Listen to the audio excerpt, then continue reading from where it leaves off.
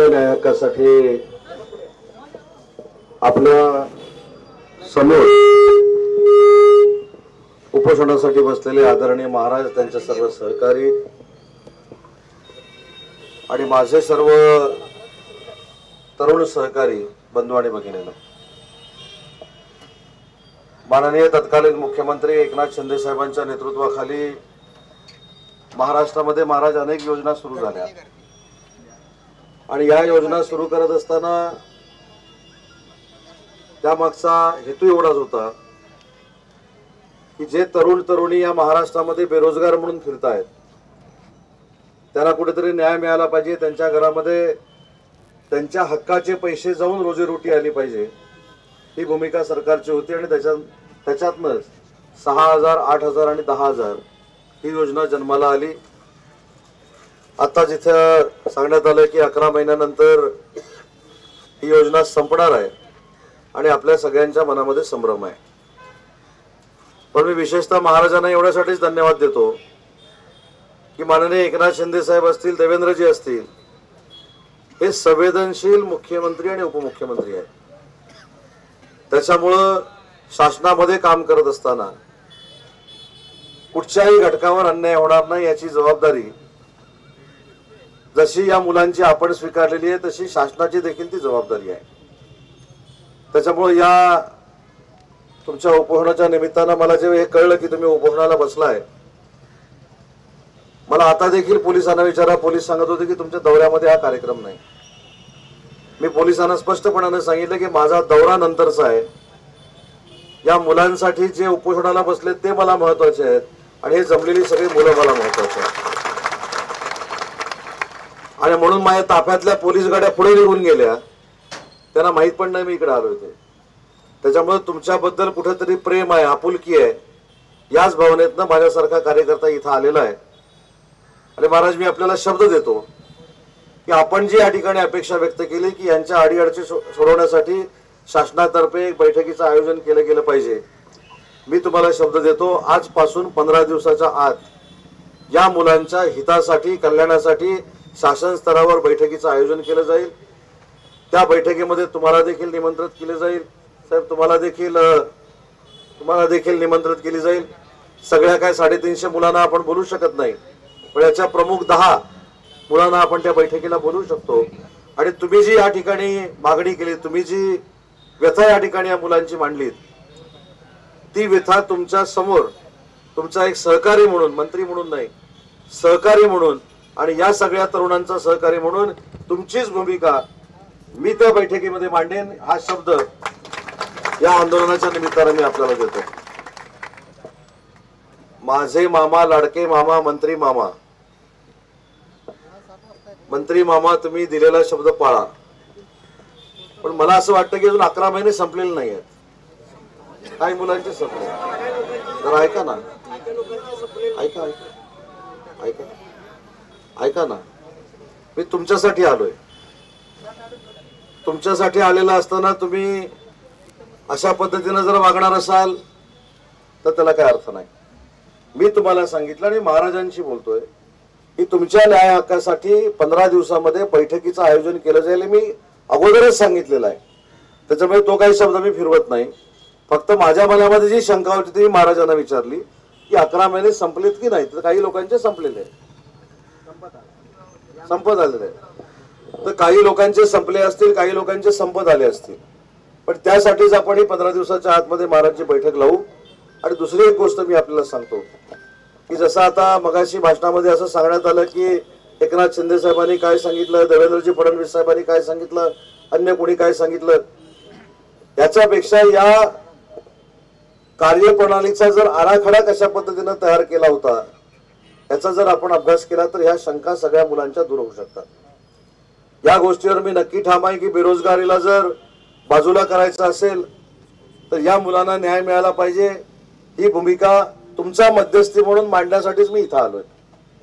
त्याच्यामुळे तुम्हाला अजिबात शंका असून उपयोगाचं नाही, पण आंदोलनातनं आलेली व्यक्ती देखील दुखावणार नाही याची देखील जबाबदारी घेतली गेली पाहिजे।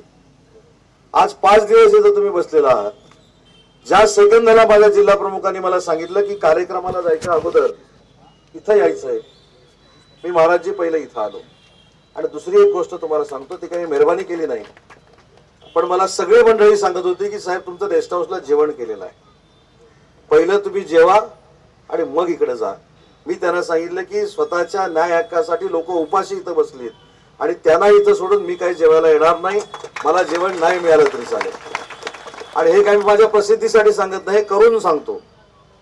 मी आज सकाळपासून मुंबईत इथं येईपर्यंत तुमचं उपोषण म्हणून उपोषण झालंय, माझं न उपोषण करता उपोषण झालेलं आहे. त्याच्यामुळे तुम्ही समजून जा की आजचा दिवस तुमच्या उपोषणात मी पण सामील झालेलो आहे.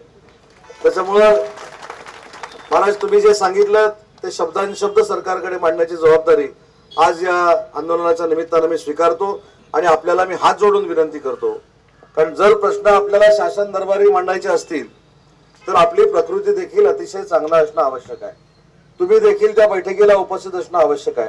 आणि म्हणून शासनाच्या वतीनं मी आपल्याला विनंती करतो, तुम्हाला ही खात्री आहे की मी एकदा शब्द दिला की बैठकीमध्ये काय होईल हा नंतरचा निर्णय राहील, तो तुमच्या समोर होईल, पण ती बैठक 15 दिवसामध्ये आयोजित केली जाईल हा पुन्हा एकदा आपल्या सगळ्यांच्या साक्षीने शब्द देतो. आणि आपल्या सगळ्यांच्या वतीनं प्रकृतीची काळजी म्हणून महाराजांना विनंती करतो की त्यांनी आपलं उपोषण माग म्हणण्यापेक्षा स्थगित करावं. करायचं नाही करायचं हे तुम्ही ठरवा. तुम्ही ठरवा ना ताई. ऐका, हा लोकशाहीतला एक भाग आहे. मी तुम्हाला विनंती करायला आलोय. मी काही कोणावरही जबरदस्ती करू शकत नाही. त्याच्यामुळं असं ओरडून मला सांगण्यापेक्षा तुम्ही नंतर चर्चा केली तरी चालेल. माझी भूमिका मी या ठिकाणी मांडलेली आहे. तुमचा एक सहकारी मंत्री म्हणून मी तुमच्या सोबत आहे एवढाच या ठिकाणी शब्द देतो. आणि पुन्हा एकदा तिसऱ्यांदा महाराजांना विनंती करतो की शेवटी उपोषणाला तुम्ही बसलाय, तुम्ही सगळे बसलाय, त्याच्यातनं जर आपल्याला चांगला काहीतरी पर्याय पाहिजे असेल तर कुठेतरी त्याच्यातनं मार्ग काढणं गरजेचं आहे. त्याच्यामुळे एवढीच विनंती आपल्याला करतो.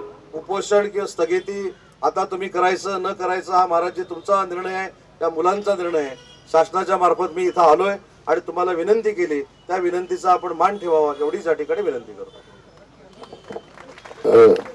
जरा थोडं मुलांना जागा देते दादा जरा थोडं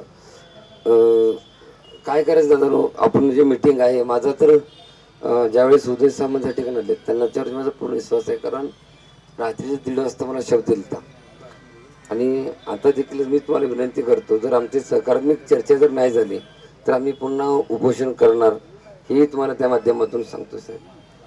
आणि ते उपोषण इकडं तिकडं नाही तर तुमच्या गावामध्ये येऊन करणार.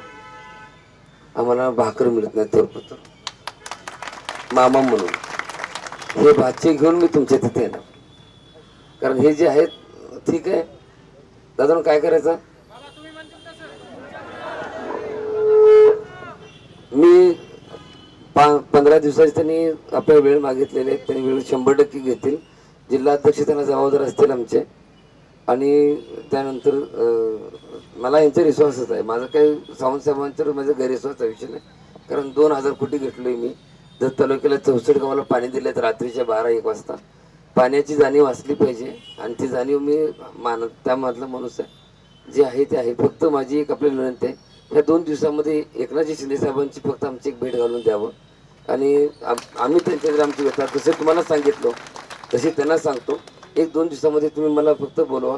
फक्त आम्हाला 1-2 मिनिटं वेळ द्या. बाकीची तुमची मीटिंग जी आहे ती 15 दिवसात होऊ द्या. चालेल ना. घ्यायचं का माघारी घ्यायचं का दादा, माघारी घ्यायचं का. तुकाराम बाबा तुम आगे बढ़ो.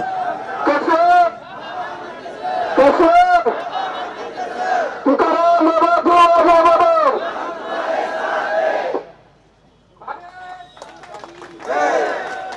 छत्रपती शिवाजी महाराज. छत्रपती शिवाजी महाराज की जय भवानी. जय भवानी. आताच महाराजांनी जे एक सूचना केलेली आहे, येत्या 2 ते 3 दिवसामध्ये त्यांना वैयक्तिक एकनाथ शिंदे साहेबांना या प्रश्नाच्या संदर्भात भेटायचं आहे आणि त्याच्यानंतर बैठक लावायची आहे. या 2 ते 3 दिवसामध्ये त्यांची एकनाथ शिंदे साहेबांबरोबर भेट घालून द्यायची जबाबदारी देखील मी स्वीकारली.